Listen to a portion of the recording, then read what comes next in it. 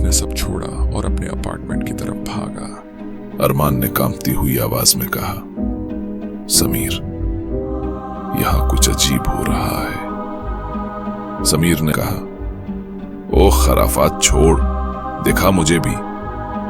वो दोनों उस किताब का सच जानने के लिए उस रात के अंधेरे में लाइब्रेरी की तरफ रवाना हुए।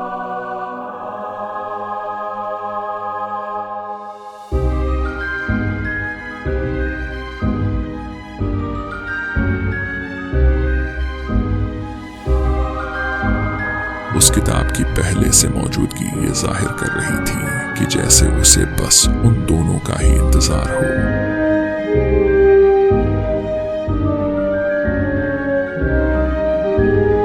समीर ने हैरत से किताब के सफ़े पर देखा। उसके चेहरे